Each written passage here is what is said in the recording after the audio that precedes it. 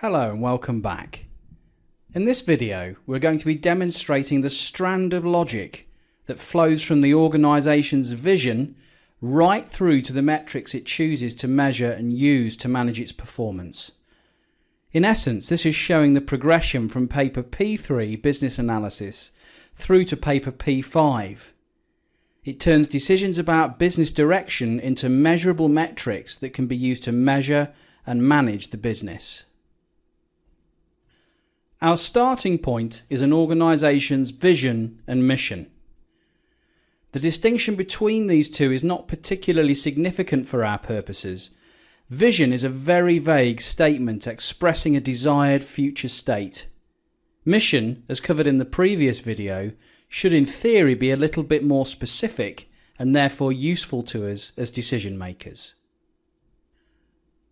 Once mission has been decided, as we know, planning can begin. An organisation needs to plan at 3 levels. Strategic planning sets out the long-term direction of the business. It considers the organisation's strengths and weaknesses and positions them against the environment in which the organisation operates. It considers the direction of the whole organisation into the longer term. Bearing in mind the definition of long term tends to vary from organisation to organisation and industry to industry. For example, 6 months might be considered long term in IT. It will define the industries in which the organisation operates and how the organisation positions itself against the competition. As previously mentioned, the finance professional should get involved in strategy formulation. For example, helping to assess options and inform decision making. The finance professional can also get involved in the implementation of those strategies by ensuring the right things get measured and managed. Tactical planning lays down the medium-term intentions of the business. So, mission helps identify the destination. Strategy may define the mode of transport you choose to get there. If you choose to drive as your strategy, then your tactical plans may well decide upon your route. In other words, you would break down your strategic goals into more medium-term plans in order to be able to check on your progress.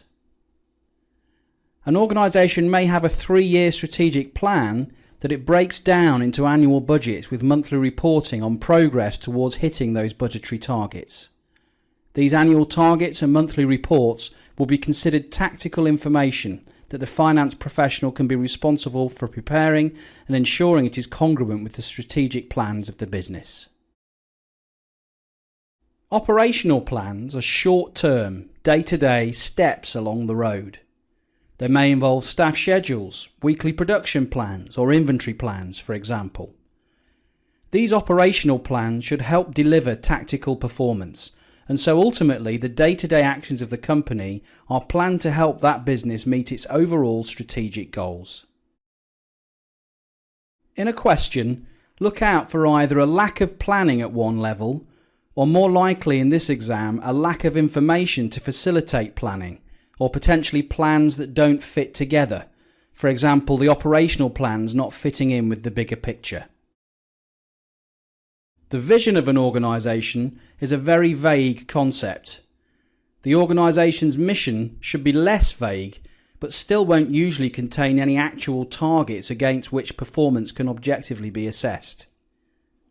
Further work is therefore required by the finance professional in order to get something that's useful as an objective benchmark to help understand organisational performance.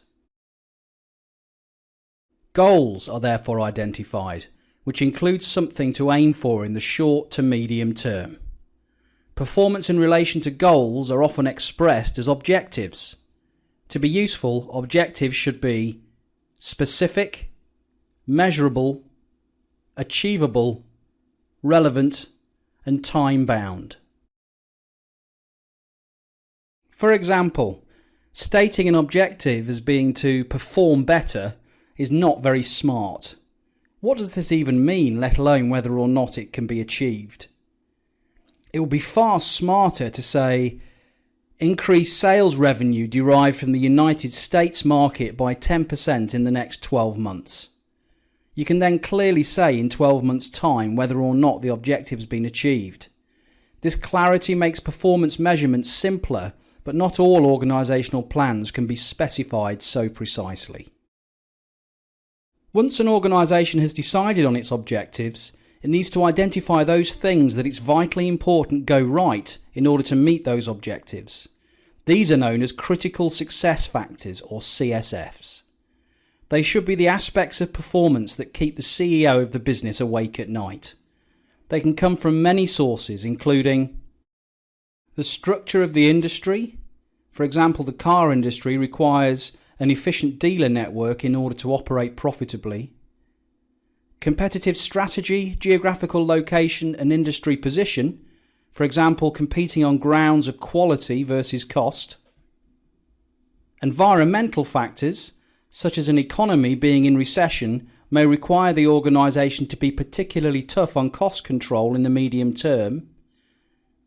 Temporal factors, for example, recalling faulty production that could inflict injuries. Or functional areas of the business. For example, the Human Resources Department may be concerned with staff turnover, and finance may be more concerned with liquidity management. Be careful in your exam not to confuse CSFs and KPIs, key performance indicators. KPIs should flow from CSFs. They are the measures we put in place to monitor our performance in relation to that CSF. For example, a parcel delivery company may have a CSF of delivering parcels on time. Relevant KPIs relating to this could include percentage of deliveries that are late, or average time between collection and delivery, or time in warehouse and time on the road. Accountants tend to leap straight to the KPI, bypassing the CSF entirely. Be careful not to do this in your exam, otherwise you run the risk of reeling off a list of measures without any clear communication as to why you are measuring those things, and this will limit your mark. KPIs can then be further broken down if desired and eventually become targets for individual performance. In summary, this video has shown the performance measurement and management linkage from the vision and mission of the organisation down to the individual employee.